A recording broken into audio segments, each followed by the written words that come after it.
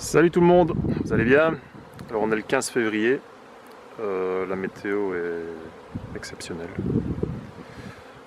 On nous annonce 10 jours là, avec des températures de plus de 10 degrés. Donc aujourd'hui on annonce 14-15 degrés. Pour un 15 février c'est quand même assez fou. Je vous ai fait un titre un peu provocateur.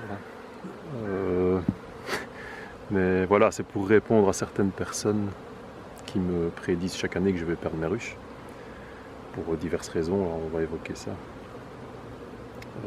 On va évoquer aussi ce qu'il y a à faire à cette période-ci de l'année, pas grand-chose. J'en vois qui s'affolent dès que les abeilles sont sorties. Non, on ne fait rien, on n'ouvre pas les ruches avant le saule-marceau, pour ma part en tout cas. Donc il faut au moins 3 jours de rentrée de nectar régulière avant d'ouvrir. On va pas aller les emmerder maintenant. Voilà, donc on va parler un peu de ça en vitesse. Petit épisode rapide. Allez, c'est parti.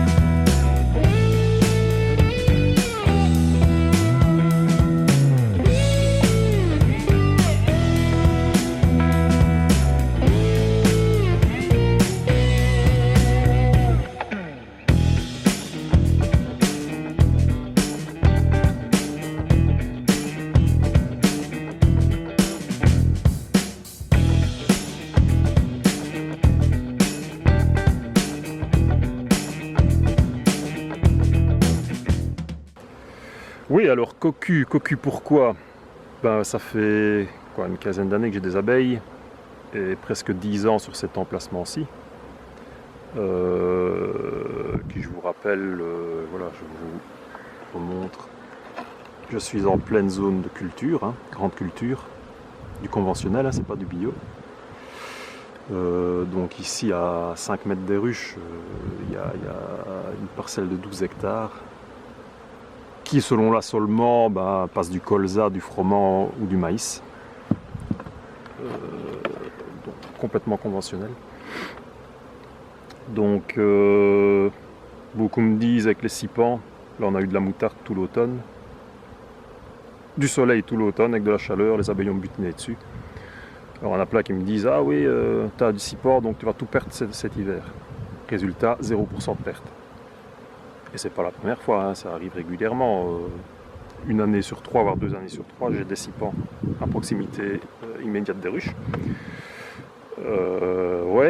Les sipans, moi je suis pas pour parce que ça booste les colonies à un moment qui n'est pas super opportun. Donc point de vue varroa, voilà, développement de varroa très tardif. Entre les deux traitements principaux et à un moment crucial pour les abeilles d'hiver. Donc pour ça je ne vois pas ça d'un bon oeil.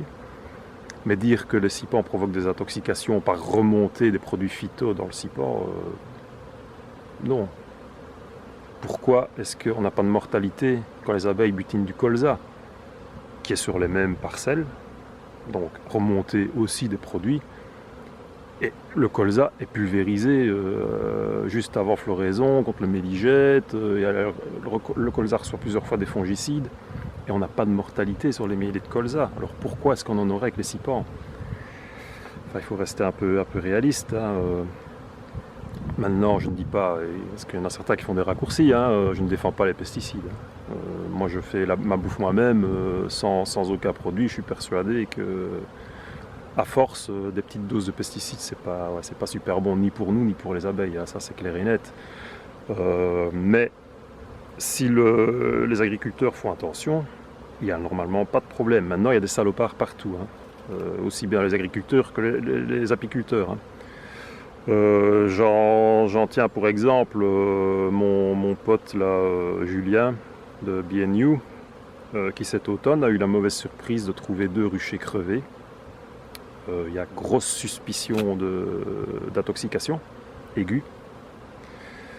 Pourquoi est-ce que je dis ça? Parce que là c'est tout simple, hein. On retrouve les abeilles mortes devant la ruche, en tapis, dans la ruche, et pas comme les mortalités classiques par dépeuplement, hein, qui est là, il n'y a plus de discussion possible, c'est le varroa. Hein.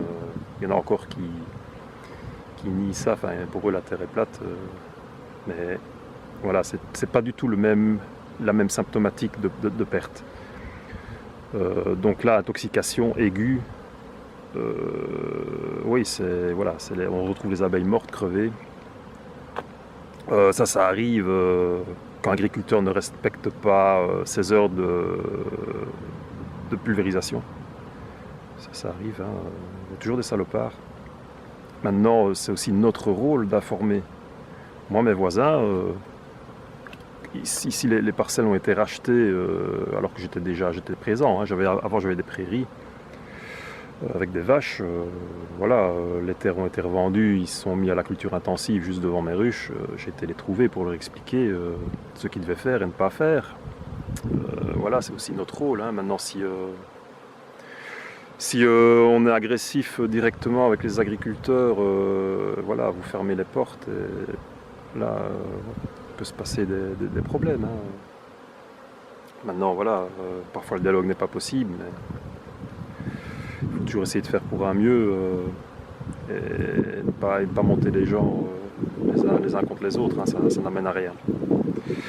Alors, ouais, j'ai mon petit papier, hein, parce que là j'ai là, hein, donc la tête est un peu comme une passoire. Donc, ouais, les cipans, le 4 Julien, ouais, je l'ai dit, le colza, ouais. Alors, autre fait qu'on me dit souvent pour les pertes hivernales, c'est que je suis en ruche plastique, qui sont, selon ceux qui ne les utilisent pas, de véritables marigots humides au possible pendant l'hiver. Et on a eu un bon hiver bien humide, hein, ici. On a quand même rattrapé pas mal la sécheresse. Il doit être tombé 250 mm de flotte sur l'hiver, ce qui est quand même pas mal. Peu de soleil, du brouillard, enfin maintenant ça se remet au beau. Oui, donc je dois perdre mes ruches parce qu'elles sont super humides dans du plastique et que les abeilles ne vivent pas dans du plastique. Ben voilà, donc je suis encore une fois de plus cocu. J'ai de la chance, ça fait maintenant 5-6 ans que je suis passé en ICO. J'ai pas de mortalité. Voilà, j'ai été en bois avant, j'ai pas de mortalité non plus, en ICO non plus. Donc, voilà, l'acharnement contre le plastique, ouais, je sais bien qu'il faut éviter le plastique, mais est-ce qu'il faut être irréprochable pour prêcher quelque chose? Je ne sais pas. Celui qui a une vie sans plastique, ouais, il pourra peut-être me faire des remarques, mais moi, les ruches en plastique, je suis certain que ce sera dans mon héritage. Hein. Les ruches en bois, j'ai fait quoi, presque 10 ans de ruches en bois. Je les ai remplacées je ne sais pas combien de fois, même si elles sont traitées comme il faut. Ça se dégrade, il faut mettre du thermopane, il faut les tremper dans l'huile de lin ou l'huile, la microcristalline, l'acide microcristalline, mais autant prendre du plastique alors, hein, si c'est pour toute façon mettre un dérivé de pétrole dessus. Enfin bref, voilà. C'est toujours le même débat, ça me saoule, donc stop, quoi. Alors oui, on m'a dit aussi, ah, tu as eu du miel en fin de saison, tes abeilles sont cuites, c'est foutu. Ouais, bah non, voilà. C'est des zombies, quoi. C'est des mortes vivantes. Ouais, c'est du miela, mais moi j'avais du miela, j'ai la chance d'avoir eu du miela de chêne, pas du mélésitose. Le gros problème, c'est le mélésitose, qui rend le miela inaccessible aux abeilles parce qu'il durcit béton. Donc là, si elles ne savent pas sortir chercher de l'eau, impossible de reliquéfier ce miela, donc là c'est cuit. Le seul problème, c'est que voilà, ça remplit les ampoules abdominales, les ampoules rectales des abeilles, quand elles consomment ça l'hiver. Donc on a énormément de déchets dans le système digestif des abeilles, et si elles ne savent pas sortir pour se soulager, on a des problèmes de dysenterie. Et là, ça peut mal tourner. Bon, c'est pas le cas cette année, elles ont su quand même sortir quelques fois, se vider. Là, bon, on n'est pas sauvé, il reste un mois d'hivernage, mais normalement, quand il y a des mortalités, ça arrive avant le 15 janvier. mortalité hivernale, souvent varroa, ça arrive avant le 15 janvier. Après, on peut considérer qu'on est sauvé en général. Ce qu'il faut juste surveiller, c'est les éventuelles famines, parce que c'est maintenant qu'elles vont commencer à taper dans les réserves. Et c'est d'ailleurs tout à fait normal. Hein. La vie de la ruche est super bien faite. Hein. C'est maintenant qu'elles vont taper dans les réserves, elles vont libérer de l'espace. Et c'est justement maintenant que la reine a besoin de pondre. Donc ça, c'est super. Hein. C'est vraiment bien fait, c'est la nature. Donc là aussi, attention, il faut surveiller le poids, mais pas les mettre un candy d'office. Hein.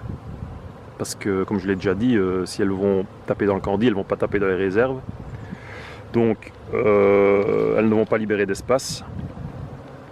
Et à la première mielée, ce qui risque d'arriver, c'est un engorgement complet du corps et un essaimage. C'est pour ça qu'on dit souvent ouais, le candy provoque l'essaimage.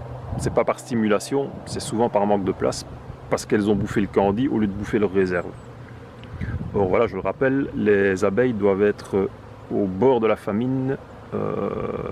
J'exagère à peine, hein.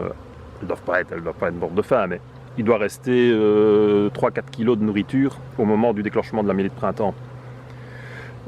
Comme ça, les prémices de la bonne saison étant là, la reine va pondre dans tous les espaces disponibles, donc libérés par les réserves, et on aura des colonies super pour toute l'année. Maintenant, si vous mettez du candy et qu'elle ne bouffe pas les réserves, vous aurez des engorgements dans la colonie, pas assez de couvain et des colonies qui vont traîner leur retard une bonne partie de la saison. Et c'est un peu, voilà, c'est un peu l'effet inverse de ce qui est escompté. Donc, le candy, c'est uniquement si maintenant, le 15 février, j'ai une colonie qui est légère, je lui mets du candy. Évidemment, je ne vais pas la laisser crever. Hein. Mais celles qui sont lourdes, et ici elles sont toutes lourdes, j'ai pas mis de sirop cette année sur les colonies de production. Elles sont encore très très lourdes, elles vont aller jusqu'à la mêlée de printemps, mais sans problème. Hein. Il y aura même peut-être encore trop de réserves, des cadres que je devrais enlever. Voilà, donc voilà pourquoi je suis cocu. Je trouve que ça fait quand même, je cumule quand même pas mal de points négatifs. Donc si ça devait vraiment être nocif tout ça, cumulé, je devrais plus avoir une seule abeille ici. Hein. Donc la vérité est sans doute ailleurs. Hein. Parce que là, je sais pas si on voit, ouais, voilà, ça travaille, ça boulotte partout. J'ai zéro perte, j'ai vu qu'il rentrait un peu de pollen. Ouais, pour ça, faites gaffe, hein, c'est pas parce que ça rentre du pollen qu'il y a de l'activité qu'elles sont sauvées, hein, vos ruches, point de vue famine. Hein, pour l'instant, en hectare, il y a zéro hein, ici. 0,0. Il y a juste un peu de pollen, mais qui n'est même pas significatif. Hein. Elle ramène quelques pelotes, c'est rien du tout. Hein. C'est peanuts. Oui, ça va.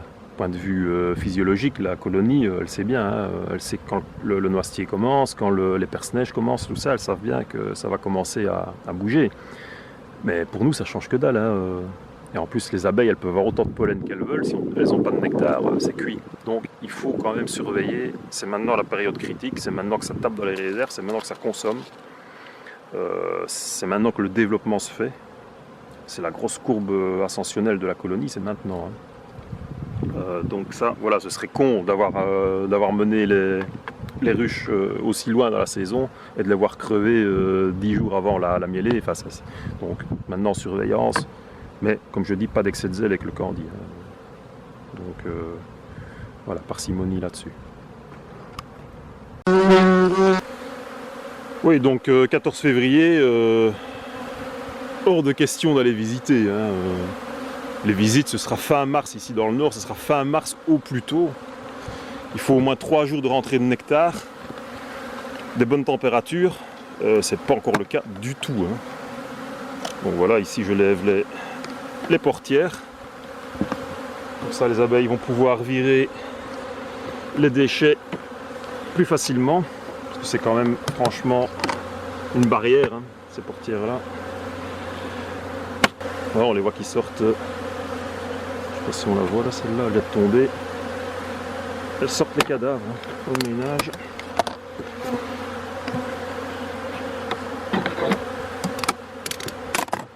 certainement du couvain partout parce qu'on voit qu'elles viennent chercher de l'eau. Je sais pas si on voit là. Ouais.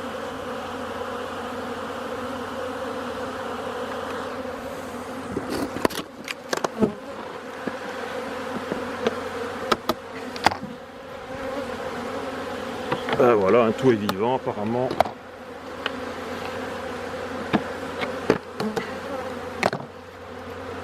Mais bon voilà, c'est pas une fatalité. Hein. Là, je vois encore les gens qui pleurent, hein, perdu nos ruches.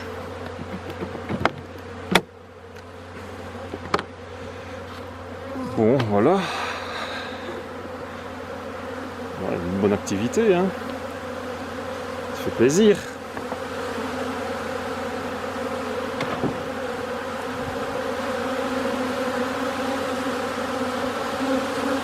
Je regarde, c'est déjà un peu de pollen, mais ouais, c'est prématuré. Hein. Par contre, ça sent la chiure d'abeilles à plein nez. Hein.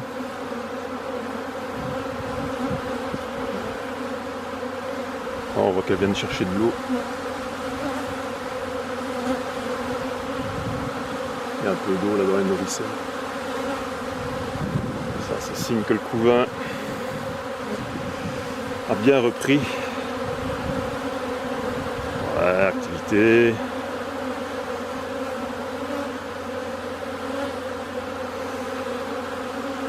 Ouais, bon voilà, sur ce boucher ici, tout a l'air bon, hein.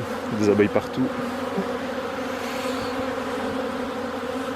Je ne veux même pas ouvrir juste pour regarder sous le couvre-cadre, c'est pas la peine.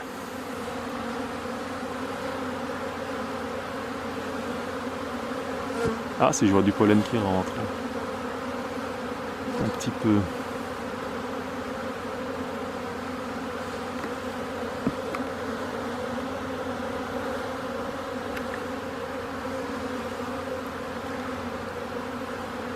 Ah, c'est quand même un peu fou, hein, le 14 février. Pourquoi pas, hein, mais c'est quand même tôt. Hein. Ah voilà, on en voit qui rentre avec du pollen.